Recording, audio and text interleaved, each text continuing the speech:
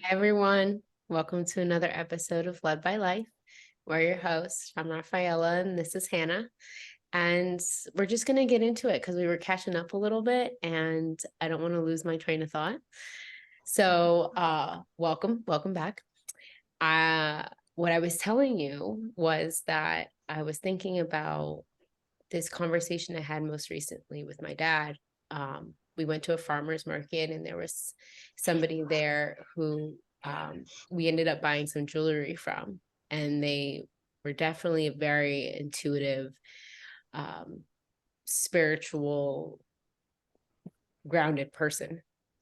And then later on in the day, him, myself, and my stepmom, we were kind of talking about like our interpretations of what was being shared and my dad's experience with people in that sort of realm, even, his own personal experiences he's had. And he mentioned something about like, how do you know when is the time to tell somebody something so like personal or impactful or just very like your thoughts about their life, what's coming up for you or whatever. And I was like, well, actually, through my experience with human design and knowing how my energy works and how it could be best received and shared, is that it's really important for me, and I've found this to be true, that if I feel like there's something coming up in my life or coming up in my interaction with that person, that and I feel like I want to share it, I want to express that, then I should ask, just very honestly, like there's something that I it's coming up for me or something I want to share with you, like can I share it with you or whatever it is. And most times people say yes. But I've been practicing that more. Even it's odd because like I know that as a profession I practice therapy, and so you'd think that like if a therapist has a question for you, they'd go ahead and ask the question. But if I know that it may have a particular impact, or it might be a question with a lot of depth or contemplation, I'll ask, like, can I ask you a question? And people usually give me this look of like, yeah, you can ask the question. But I think it's just this subtle energetic thing that I do even in session. But anyway, my point of sharing this is because today we're on the 21st gene key, 21st gate in human design. And for it comes out of the heart center, the ego center. And for me, it connects to my throat. So in this energy, it's a manifested channel, it's a manifested energy. There is a lot of resonance for me in the sense that it's the way in which my authority works. Yeah. Yeah. And I would say you're not just asking, you're also informing, because you're saying to someone, I have some thoughts on this. There's something coming to me. Would you like me to share that with you? It's kind of like implied in the informing that you've got something there that they may want to hear, and that's coming from your heart. Maybe it's also sometimes coming from your channel, up to your ajna as well. Yeah, I never thought about that.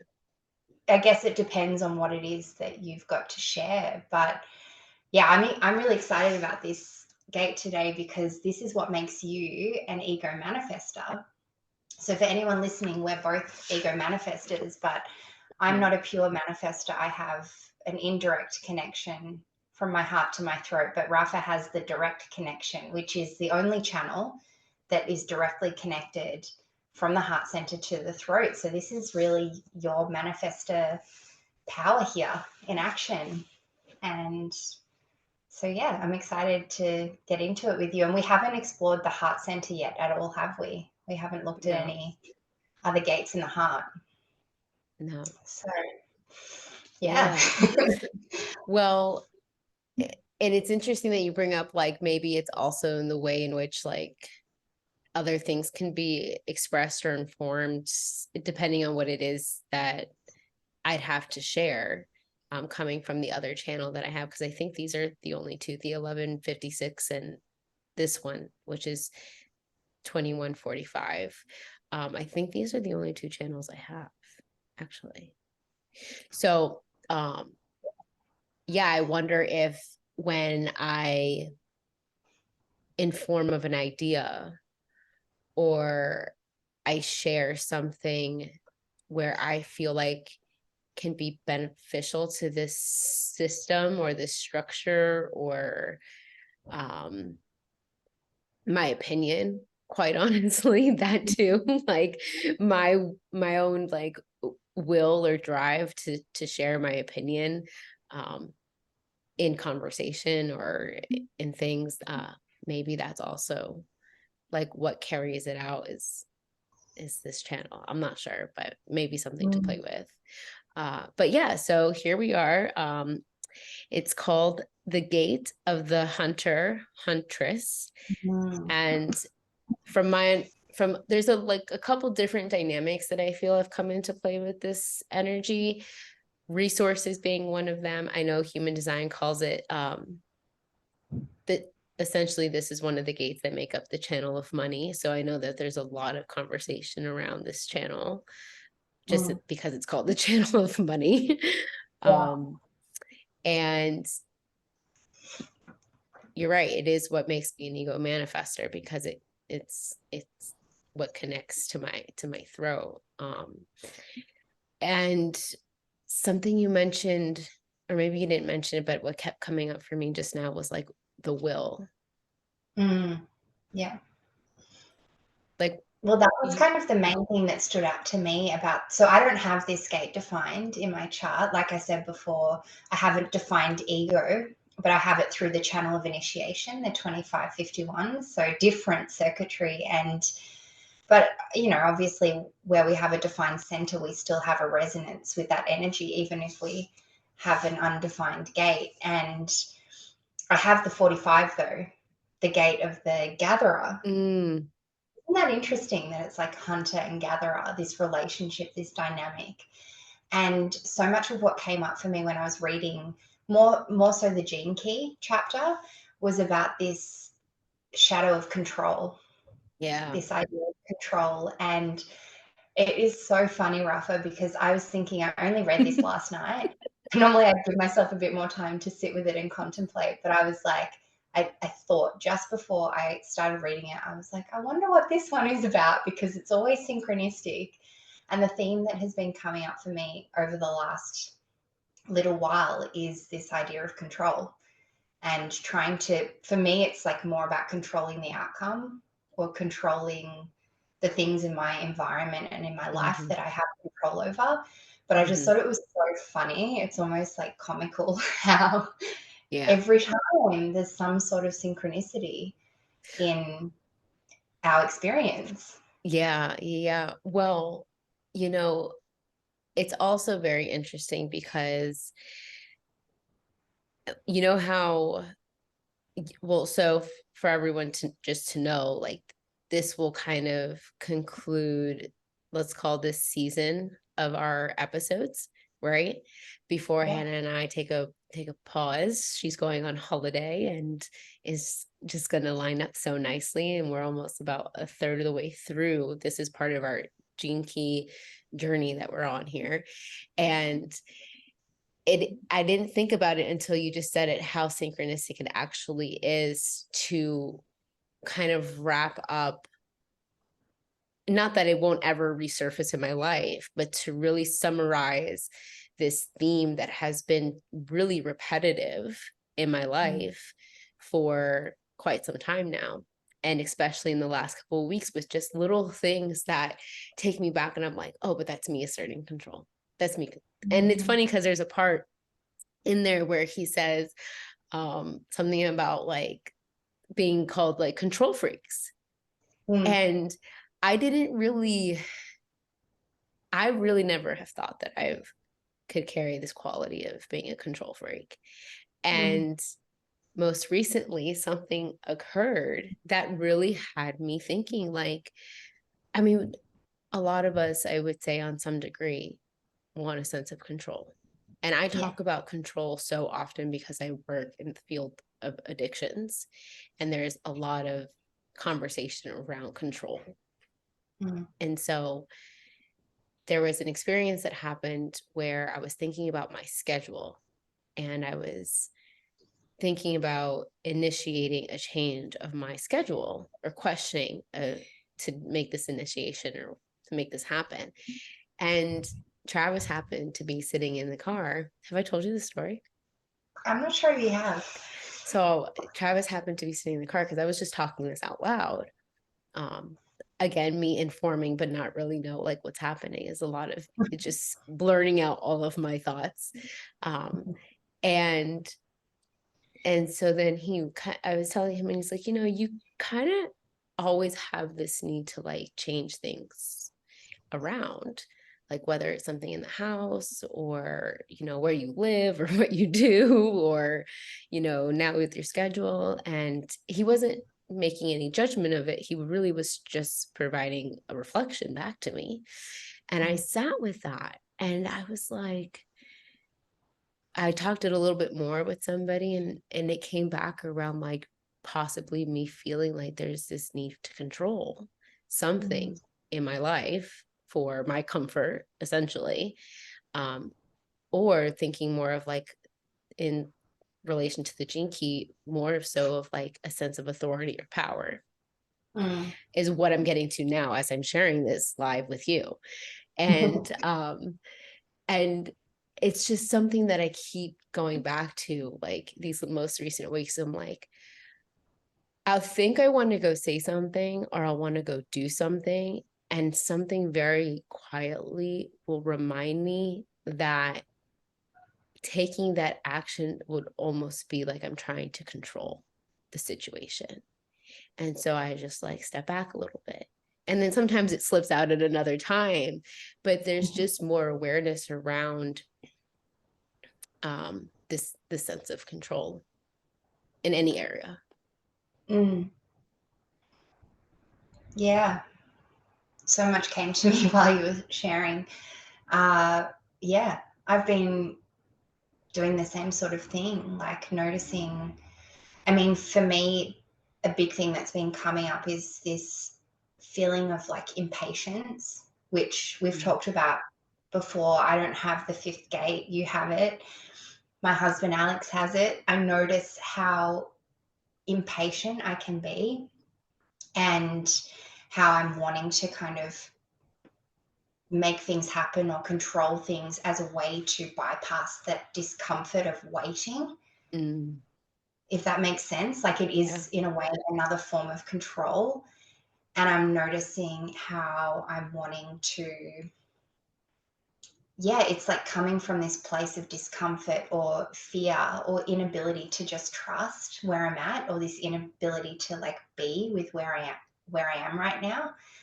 So I think I've probably shared this before, where I'm in the process of moving out of the city, out of Melbourne to the country. Mhm. And I've really been like, I would say this whole year, I have been doing a lot of deconditioning, a lot of shedding. And so I've kind of released a lot of that control. I've released a lot of the old parts of me, the old versions, the conditioning, the programming. But now I'm in this like uncomfortable in between where I don't know what's next. And it feels like I've been here for a while now, for a few months now. I don't know what's next. I kind of get this sense of this next version of myself in my life, but I really have no idea what's coming. And I think this is so related to this fear that we feel, like the fear of the unknown and the fear, and I think he even talks about it like a distrust in life. It's Mhm. kind of rooted in not trusting life. So then we try and control our environment, we try and control our resources and all these things to feel like we have some sort of power, because it's scary to let go of that control and allow life to kind of take care of us and provide for us. Yeah. Well, it reminded me of how is it reactive or it's either the reactive nature or the repressed is this submission. Yeah. And I was, I was kind of taking that in as many of us sort of have a fear of submitting to life on life's terms as it Mm, is. And so like we assert our own, I want to say our own will. And I think that that's healthy and that's appropriate if we're talking about it in those terms. Like, I think that that's okay for us to do. mm, But I know that that's okay for me to do as I have a defined heart. Like yeah. that's like energetically correct for me to have this healthy sort of expression of knowing when it's the right time for me to take action and for me to like go through with that will and that drive to assert my own personal authority, and when is it like my place to then allow life to sort of just guide me and show me the way into trust whatever is happening. And Mm, it's something that I had come across in the Human Design book is sort of how it relates to the the 45 and the 21 both really needing each other, but also it being this energy of knowing like when to work and when to rest. So I mm, take that like change work to anything, like knowing when to do something, when to say something, or when to take a back seat, when to rest, when to not like constantly assert your will, because maybe then that's coming out of this sense of needing to control. um mm. but I feel like with this energy there is this balance, which he also refers to, Richard Rudd also refers to this sense of balance in this energy. And I feel it even in like what you and I are talking about. Yeah. Mhm. Yeah. The will center really, the heart really needs to be able to rest. And I think that that's something maybe for us as, heart centered beings, heart authority manifestors, ego manifestors, is like really trusting in the commitments that you've made Yeah. when when it's been in an aligned decision, but then also like listening to when the heart needs to rest or when your heart's not fully in it. And maybe us doing this podcast is a good example of this, because we were talking about it before. We've made this commitment to do 64 episodes at least. Who knows what we'll do after when we get to the 64th gene key. But we've made this commitment and it was a really aligned decision. And but at the same time, I feel like we have really honored where we're at. And for the most part, I don't think we've recorded when either one of us was sick or when either one of us was in the middle of other commitments and other things or just really needed to rest. I think for the most part, we've been really good at honoring that commitment Mhm. and just trusting that like we can take our time. We don't have to, power through and do every single week, that sort of thing. And, we've kind of come up with this idea just in the moment of doing like a season end. We'll have a pause and then we'll just restart. And it's like we've made this commitment, we will see it through, but we don't have to force it. I think force is a really kind of important word here. And actually, that's another thing that came to me, and I'm curious to hear about whether this has been coming up for you too. But as I have been finding myself in this period of waiting or period of in between, I'm kind of getting really clear on who I do want to be and who I don't want to be moving forward. Mm. Like the things that I am no longer an energetic match for. And I'll give you an example, like, well, Yeah. I'll share some of the things that have been coming up for me. Like, I don't want to, this next version of myself, I don't really know what she looks like or what she's doing with her life, but I know that she doesn't want to be forcing things. She doesn't want to be trying to Mm. control everything. Like, she is so much more trusting and surrendered. And that doesn't say, that's not to mean that she doesn't make commitments. Of course she does. That's where my heart authority is really going to be leading the way, be Yeah. guiding the way. But she doesn't force things anymore, right? What's something else? That's probably the biggest one, really. I don't Well, you brought me know. back to like a time of last year where I remember that I had two mantras that I might have even like put together. And one of them was,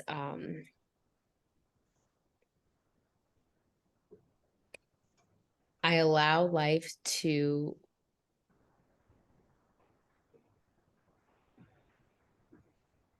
be with ease. It might have been. Um, and something about like, I welcome effortlessness. Um, and I can't remember the ways in which these two were phrased, but I just know that ease and effortlessness were Mm, part of like this thing I kind of had reoccurring last year. And I mm, feel like it kind of similar to you, where there was, for me, there was an anticipation that something was going to change. Like I was gearing up for something to be different in my life. Whereas like right now for you, you know something is about to be different in your life. Like you're about to go through your own change and moving and everything. And so I mm, wonder if that sometimes like those kind of experiences in our life give us an opportunity to really get clear on like the way in which we want to use our own power moving forward, or our own authority, or really claiming a way in which we want to like navigate, which it just kind of seems like you just want to be able to navigate without mm, force. And it feels like very much actually related to this energy, because also with 21, even though not having it, and I would say that I feel like a lot of people think this way, but I could be wrong. I just know it be true for me. And I think it's also true for you, that defined hearts, or having the gate 21, or even the 45, like a lot of this comes back to like people not being wanting to be told what to do. mm. Yeah. Yeah. And Yeah. And and it really speaks to like your inner authority. right, right. And Like not, sorry. no, it's okay. We Like both not have letting like a other lot. people control you in a way. Like Yeah. really taking that power back. And it's not from a controlling place, but it's just from a like, I am my own authority. I know what's best for me. I know myself. I love myself. I trust myself. And I know that I am a part of life, that I was made divinely the way that I was made. So I can trust that and Yeah. trust life because I am life, right? Well, and it goes back to like, and he refers, this is kind of like the first one I feel that I've come across where Richard Rudd will he has repetitively referred to, if you have 21, the gift Mm, 21 in your profile, in your hologenetic profile. Um, I don't feel like I've heard him say that as much in previous ones, but I feel like in this one it came up quite a few times. And I feel like the reason for that being is because a lot of this energy is also around being of service, and the mm, tribe and the community. And so for those of us who have this frequency of this 21, of having this gift of authority, it's really because when we honor ourselves, then there's a ripple effect for everybody in that tribe or in that community to also be served.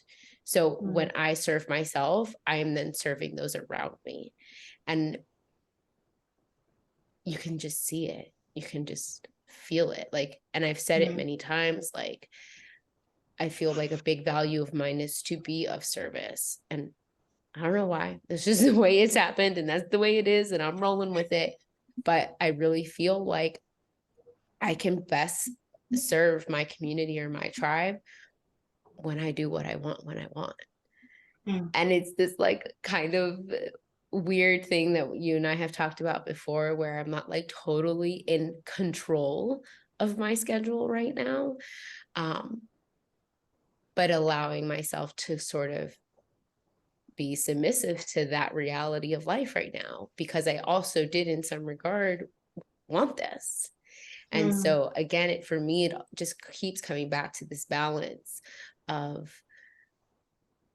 I mean, it even says it in the 21st gene key. A lot of this goes back to like these polarities of masculine and feminine, this yin and this yang. And I I definitely can like sense it, where I'm like back and forth between giving and receiving and doing it and not doing, and asserting and not, or trusting my authority, or allowing something else to guide, or lead, or whatever. And here I was thinking that like I didn't know how this conversation was going to go. You always find something to talk about. We do. But I feel like you said something. I just want to reflect back. So, the difference between the manifestor energy that I'm sensing here, because it is a tribal circuit. So, the 21 going up to the throat to the 45 is the tribal. I believe all the gates in the heart center, except for the 51, are tribal. Yeah. So, it is this kind of leadership energy of taking care of the tribe. And like, you're a manifester, the manifestors are here to initiate, to lead. But I remember when I first learnt about my own design, being a manifester, but being a manifester made up of individual circuits. So the 51 to the 25 is an individual channel, the only individual gate coming out of the heart. And then the channel 1-8, which is what makes me a manifester, connecting the identity center to the throat, is also an individual channel. And I remember feeling so like disappointed when I found that out, because I was told that I lead through being an individual. Like, Yeah. that's how I lead as a manifester. That's how like I initiate other people, is through being that example and like initiating myself basically. And so, or I like create these initiations for other people, but just by being myself. And it's become so like I've just relaxed so much more into that as I've learned more and more about myself and about my human design. And so it's just so interesting to see our different uh, makeups Yeah. and the different circuits, and how different those voices are, those Right. the tribal and the individual. And like, both are leadership energies, but they're leadership in a different way. And it's, yeah, Hmm. it's really interesting to me. It's really Yeah. curious to me. So I want to shift gear a little bit now and ask you about money, because it is called the money line, the channel of money. You have the full Yeah. channel. Yeah. How do you resonate with that and relate to that? And what does money mean to you as a resource? So it's interesting because a lot of my sense of control on one aspect of what I do and how it how I do it, um has this theme around money. And for a long time, a lot of the way in which I worked was out of this conditioned experience of like, I'm never going to not provide for myself, whether that be Mm. because of experiences or things that I've heard or have been said. I've, I mean, since I could really start working, and was able to, I've pretty much have worked, whether it was working and going to school or whatever. I've just always worked. And throughout, I would say, like throughout my spiritual journey, I would say that all the times in which I get to this point where I can no longer do what I'm doing, it always comes back to having to trust my authority, to let go of control and just back up. And each time that that has happened, the money has always come back. The opportunity has always come back. Because if you relate it just to money, then that's one way of seeing it. But I've also been seeing it as like, well, the money's really coming through in the opportunities that are coming across my way. And so there's like a couple different like things that are all happening simultaneously, energetically, in when it comes to money. Like, a lot of it is about control. A lot of it is about like surrendering to life, whatever is being asked of me in that moment. But and I've had to also like not put a lot of emphasis on the fact that I have this, what, because these are just words at the end of the day. You put it together, it's called the channel of money.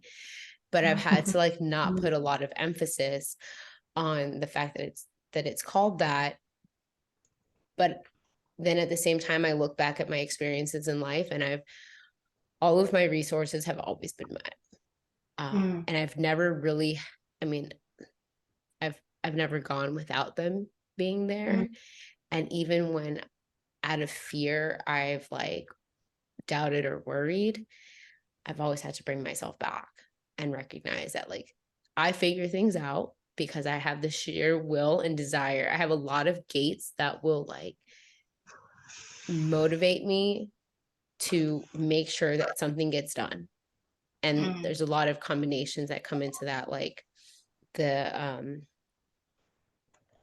gate of drive and the gate of the fighter, and then this gate. A lot of these are like, in my opinion, like very forceful gates, like make lemons out of lemonade. Powerful. Yeah. I just said that backwards, but it's What? Oh, make lemonade out of lemon. yes. Yeah. So, and it's just a constant reminder that like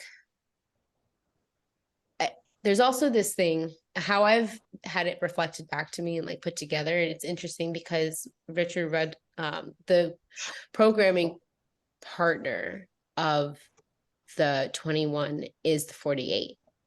And when you add the 21, the 48, and I believe it's the 63 or the 64, all three of these come back to this theme of a fear of inadequacy. And I have all three of them. And in my life, these have always showed up in the service I provide, or, what I do for others. And yet all of these things are also what's going to essentially like ascend me to my prosperity. So it's this very interesting like dynamic where there's a lot of polarity in my chart. Like I'm a 2-4, and then all of these other energetics that are happening where I'm constantly feeling like I'm on one end of spectrum or the other. Like I'm not trusting or I'm fully trusting. And I have to just kind of bring it back to like this middle balance of recognizing that either way, when I do what I love and then do it repetitively and then do it for me in the best way that I can to serve others, I've come to learn that like all my resources will be met. And whether that's like in connection with other people or out of me putting the work into making that happen or whatever, like, yeah, I feel like I just pretty much explained to you my whole chart. Yeah. I feel like it's this lesson that you've kind of come here to learn, to realize that you are so adequate, Yeah. that you are so worthy, and the heart center is also about self-worth, is it not? Like, Yeah. And I love, you shared that video clip with me. I forgot what it mm, what it was, but it was around self-love. And Yeah. I was actually thinking, like, how did you interpret, how do you feel like self-love relates to the heart or the ego center? I don't know if I can answer that question right now because I feel like my journey of self love is still in process. Like Well, and I but wonder, do you feel like it even comes from your heart? it feels very potent in my incarnation cross, like my journey of self love. But self worth, like very similar, but kind of a slightly different feeling. That definitely feels like it's in my heart, like this Mm, inherent worthiness, right? And mhm. in fact, my channel of initiation, which comes from the heart, definitely like every time I'm initiated into some sort of new experience or level in my life, I definitely feel like I gain a greater sense of self-worth and self-understanding and like understanding of my spirit. So that makes a lot of sense to Yeah, me. But I also have been playing with a bit of like law of attraction recently and exploring a little bit about like energy, like vibration and that sort of thing, and like the power I suppose we have over shifting our energy and our vibration, and really having a bit of fun playing with that. And it makes me think of this idea of self-worth being the law of attraction. I've heard this before, and like the more worthy we feel, the more likely we are to attract all of the prosperity, all of the abundance, all of the experiences that we deserve and we desire. So yeah. it's really interesting. Well, I came across something recently, and it really kind of puts this into, again, like something practical. Um, is that sometimes our self-worth can be um, reflective of like the things that we do for ourselves that we follow through with. And it's interesting because, like, you mentioned back to like how like it's really important for us, people with defined hearts, um, to follow through on their commitments, and especially for somebody who's ego manifested, right? So to follow through with things that you have a desire, a will, a motivation, a drive to do so, and to follow through with that. Um, and I heard, I just kind of related that back to self-worth and thought, like, you know, you they say this a lot, like, you aren't attracting A, B, or C, or D, or whatever, because like maybe you feel unworthy of it. And oftentimes, like, when I have this conversation with people, like, they don't know how to believe any other way about like their worthiness. And i I sense that now, like, this gives something like some this gives people something practical to work with. It's like, make a commitment to yourself and follow through with that. And that Yeah. might be correct for a lot of people. That might be a way for some people to do it, and then it might just not be the way for other people to work with their Mm, self-worth. um because for some to just like share that, to know that they're inherently worthy, is mm, not really like, they can't grasp that. Like, it is very hard to believe. But I feel like, speaking for myself, I do think that a lot of like, before think having this concept of like my worth just being like inherent and working with that, like, I would say that naturally for me, having a defined heart, I have gone through like experiences or things in life where I've just followed through on them. And people have always kind of said that to me, like, you're a very motivated person, or like you're really self-motivated, or you do all these things. And it's not really something, I would say that I got a lot of that from my mom too. But it's also not something that someone had to teach me. Like, mm, I would can relate this to um school. Like, college and knowing what I wanted to do, and I did it, and I went through and did the whole thing. Or having to provide myself with resources. If I know that that week in life, like I needed to make a certain amount of money, oh, I was working 12-hour shifts sometimes to make sure that that Mm. happened 3 days in a row. Mm. At the end of it, I collapsed, but I Yeah. had that drive to do so because I needed to. That for me was important. Um, and sports too. Like I've always been in sports. And so for me, like moving my body has always just been something that I've just like, I do. Now, what's taking me a lot longer is to have a little bit more authority over the things that I decide to eat in my life. Um, but, I, some things just come more natural. And I would say Mm. that like, it makes sense to me why people would say that when you follow through on your commitments that you have a will and a desire to do that, it's reflective in your self-worth, I would say. Yeah, and I don't necessarily think you have to have a defined ego or defined heart to still take care of yourself and tend to yourself and make small promises or commitments to yourself and keep them. I think actually that is where you build self worth, even in the smallest of ways, like just the smallest little changes that we can do to show up as the kind of person that we want to be. And it kind of goes back to that, what we were talking about earlier, like recognizing like where you're at and is this who I want to be as I move forward? Is this supportive? Is this helpful? Is this like really the kind of energy I want to bring to my life? Yeah.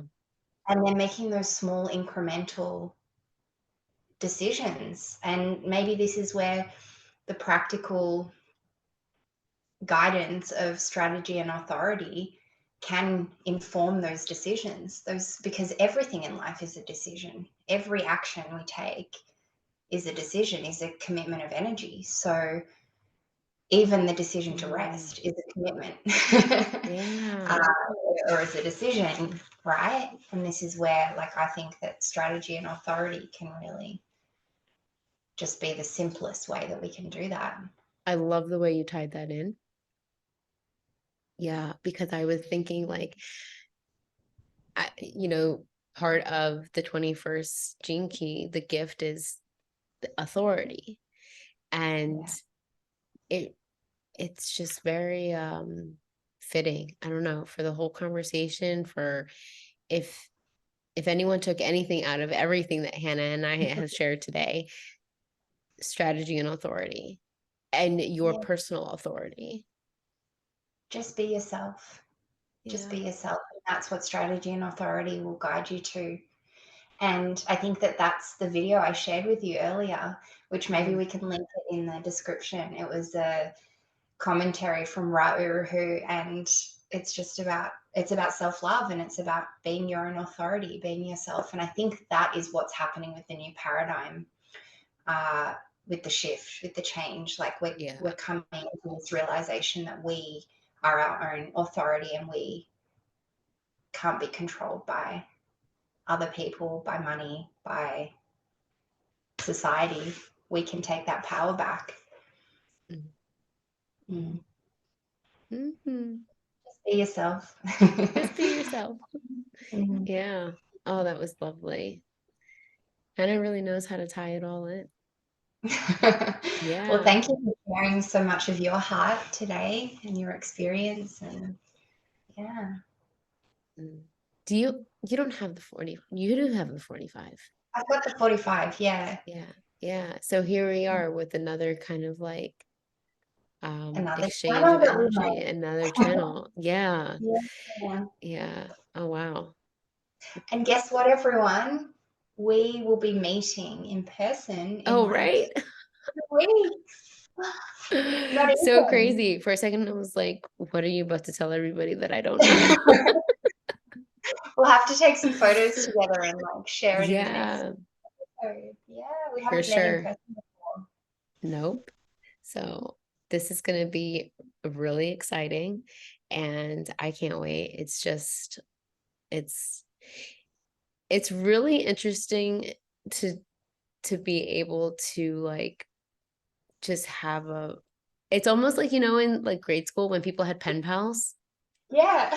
This is what it is like, except, Yeah. there's I know what you look like, right? If we've had many, many conversations and have built such a lovely friendship. But yeah, so exciting. Can't wait. All Um, right. well, thank you everyone. We'll talk to Thanks. you soon. Take care. Take care.